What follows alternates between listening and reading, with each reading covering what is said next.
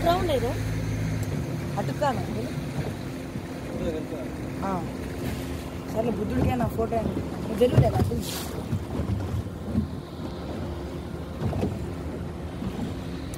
చేయి లోపల పెట్టి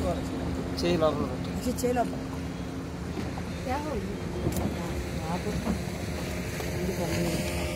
వెయిట్ చేస్తూ